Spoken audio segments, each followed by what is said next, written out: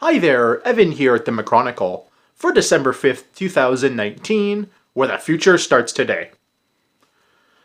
Gonna talk Canadian bank earnings. What can I say, folks? What can I say? I told you 2019 was gonna bring the pain. And guess what? Q3, it brought the pain.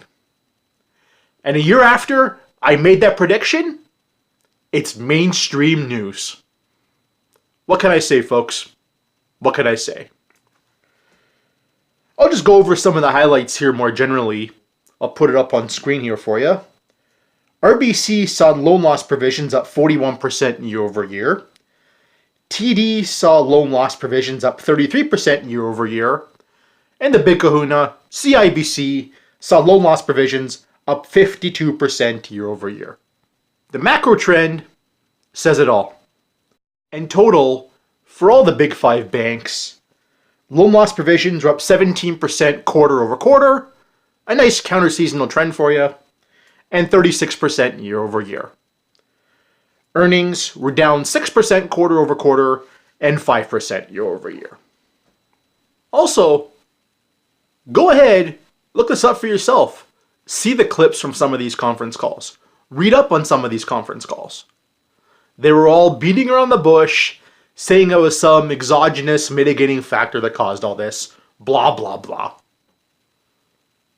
Take into account what they weren't saying, aka what's really going on out there. Their excuse for all this was, "My dog ate my homework." That's really what they were saying.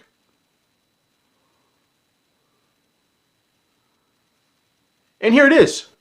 It's only going to get worse before it gets better, folks. Remember that. We haven't seen a big rise in unemployment yet. The rise in insolvencies. We're only year one. We're only getting started.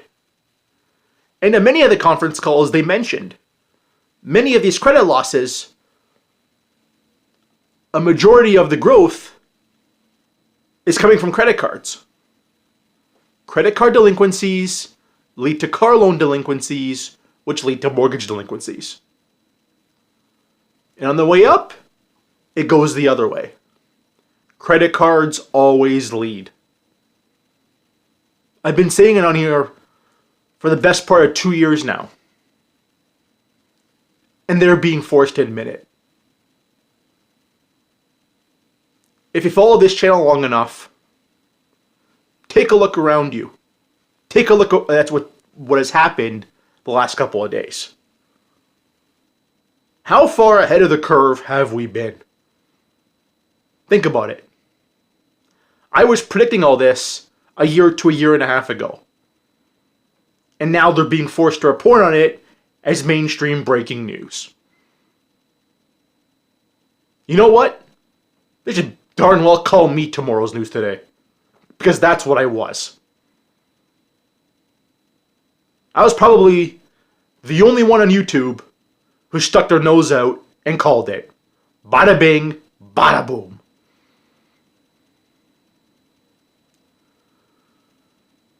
Now look, the bank stocks did get hit on this, rightfully so. They did break out over the summer. I think there's, at the very least, a very big correction in stow here. There's no other way around it. There's a big uptrend in the XFN, which is the Canadian Bank ETF that trades in Toronto. There's a big trend line from 2008 that comes in right around the mid-30s. This is a failed breakout, and I think we have another date with it coming again. And again here, another example. Canadian bank stocks breaking out over the summer. Truly, how much complacency was out there? How much complacency was really out there? Can play into that also. And I'll leave this last. The yield curve. To make money on loans, you borrow short, you lend long. With banks, at the end of a cycle, it's always a double whammy. One, the increase in loan losses, as I mentioned, and two, shrinking profit margins from the flattening and inversion of the yield curve. And as you all know, in Canada right now, we have an inverted yield curve, which means short-term rates are higher than long-term rates. So for those shrinking margins, it's not going to get better anytime soon. I think about all this. The yield curve started predicting this right around the beginning of the year. Everyone wanted to deny it. At the end of last year, I was always hearing, oh, rates are low because of central banks, blah, blah, blah. No, long end rates were low because we were in a slowing growth environment. I was saying this for the middle of last year. The yield curve got it exactly right. Those yield curve deniers you were seeing all over the place, I don't see them talking now. Frankly, they got nothing to say. So there it is, folks. Crypto and markets, which is now the McChronicle, was tomorrow's news today. Oh, and for those massive job cuts at BMO, thank you, Dima, for reminding me of this on Twitter. I was talking about this back in March. How about that for you, folks? We were so far ahead of the game. It's truly remarkable, to be honest. So to put it in closing, yes, 2019 brought the pain, and it's going to get a whole lot worse before it gets better.